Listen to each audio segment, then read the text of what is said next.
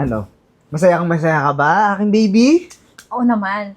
Pag ikaw yung kasama ko, masaya ako. Hindi ka ba nagsisisi na dinala na kita dito sa bahay ko ngayon at iniwan mo yung asawa mo? Bakit naman ako magsisisi? Ito na nga yung matagal kong gusto eh. Makasama ka. Kaysa dun sa asawa ko, wala namang binatbat, kundi magmasa na lang lagi ng simento doon sa construction site. Yan yung gustong gusto ko sa'yo eh. Eden, Oh, pare. ginagawa mo dito, Rendon? Pumasok ka agad talaga dito sa bahay ko. Ang kapal na mukha mo, ha? Ano bang nagawa ko? Bakit ka ba sumama dito? Ano ka ba rin doon? Hanggang ngayon, ang kitid pa rin ang utak mo. Bakit mo ako tinatanong ng ganyan? Ang tanungin mo yung sarili mo. O sige, dahil mahina naman yung takbo ng utak mo. Bakit? Kasi construction worker ka lang. Ayun na nga eh. Maghapon ako sa init ng araw. Nagbubuhat ng mabibigat. Nagpapala ng semento. Tapos eto lang. Ba't dito ka pa talaga sumama? Oh, alam mo naman pare, di ba? Best friend tayo. Magkababata. Ibig sabihin, kilala mo na ako. Ako yung gusto ng misis mo eh. Sa'yo na rin naman ang galing. Bilad ka sa araw. Pagod ka sa trabaho mong construction. Baba-baba ng sahod mo. Tingin mo gaganahan to sa kama kung amoy araw yung asawa niya? Isip ka nga. Tiwala ako sa'yo. Akala ko kaibigan kita. Ay naku, Rendon. Huwag mo dito dalhin yung drama mo. Hindi bagay sa'yo. Isa pa, anong ginawa mo? Pumasok ka lang dito na hindi ka man lang kumatok ng pinto? Kaya ano? nga. Trespassing to, babe. Rendon, ganito na lang. Masaya na sa akin yung asawa mo. Tsaka, total best friend mo nga naman ako. Pagkatiwala mo na sa akin to. Hindi ka na nga mahal. Mahal mo ako, di ba? Ano ka ba, nagpapatawa ka ba talaga? Sumama ka na sa akin. Ba't ako sasama sa'yo? Andito na ako, di ba? Uwi na tayo. Binahay na ako ni Renz. Ibig sabihin, kami na yung magsasama at ayoko na sa'yo. Ibig sabihin din, hiwalay na tayo. Kaya pwede ba? Huwag mo kong ipahiya dito. Tama ng drama yan, Rendon. Alam mo, kung hindi ka aalis dito, papakaladkad na lang kita sa mga gwardya ko dito. Alam mo, di ba? Kumpare mo ako, mayaman ako. O, gusto mo pukpuk sa ulo mo tong bote para matauhan ka na. Alis!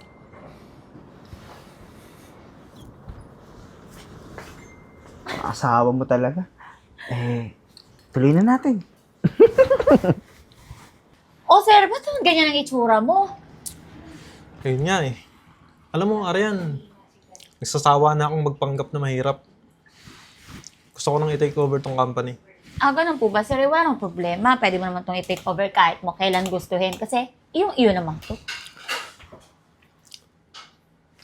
May iba tayo sir.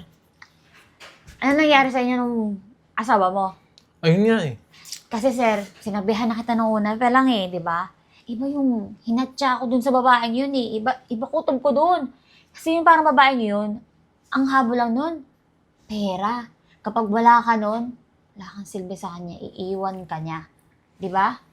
Ganun nangyari sa'yo? Ayaw na sa'yo, di ba? Kala ko kasi magbabago pa siya. Yung ganung itsurahan, di magbabago.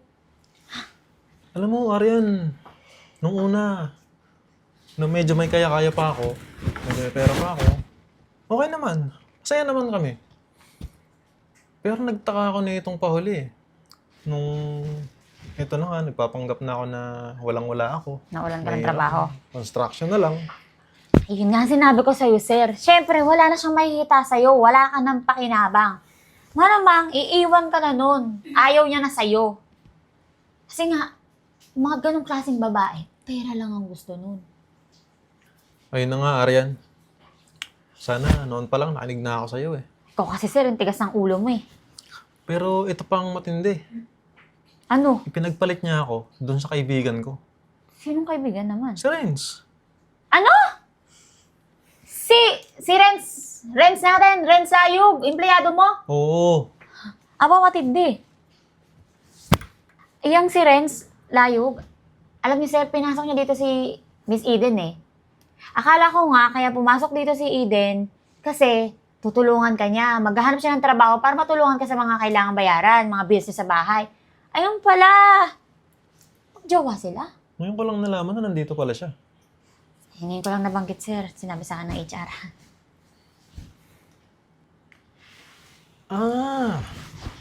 Ganun ba, Arian? Sige, ganito. Kunin mo yung record ni Renz, tsaka ni Eden, tapos ibigay mo kay Miss Gina. O sige sir, kukunin ko. Pupulag ko yung mga records nila. Sige, tatawagin ko po si Miss Yvette para kunin yung records nila sa 201 file. Miss Yvette? Ayun. Miss Yvette. Yes, Si Sir Rendon. Ay, hello po, sir. Ayun, pinapakuha niya pala yung file ni Renz Layog at saka ni Eden Heruela, yung bagong hire mo. Apa. Ayun.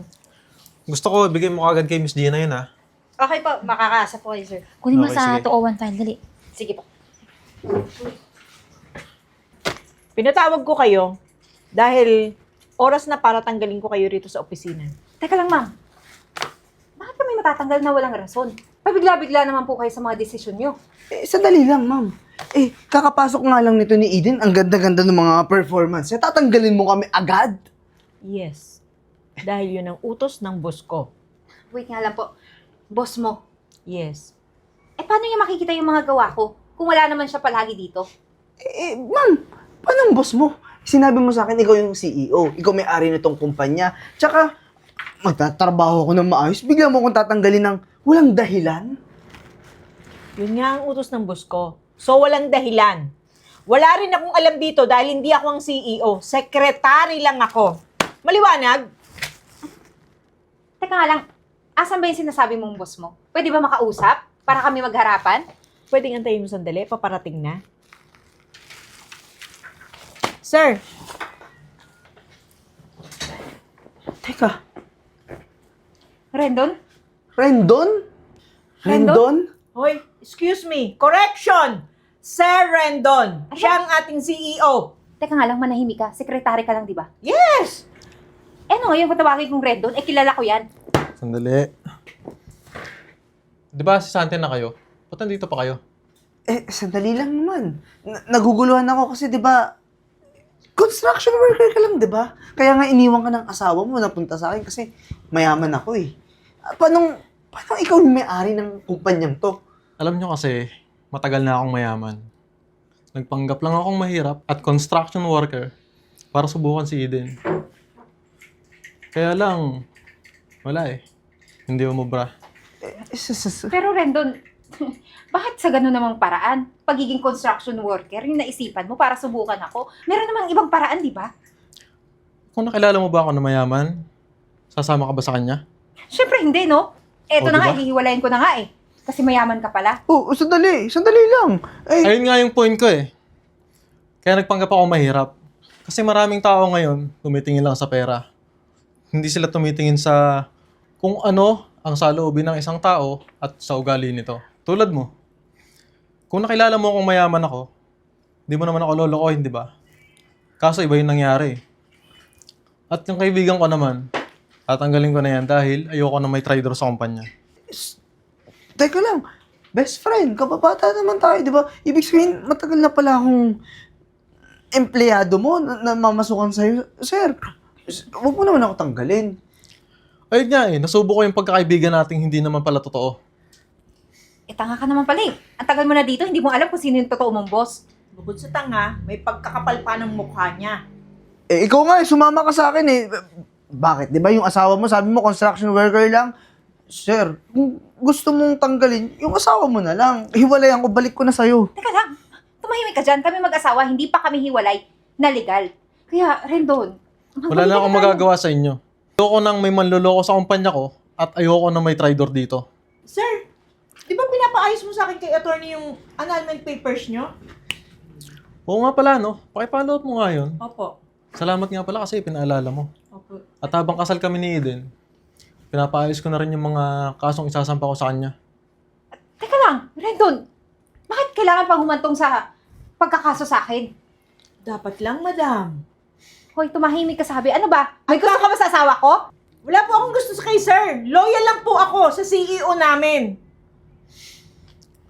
Eden, Renz, mas mabuting umalis na kayo dito. Tara na!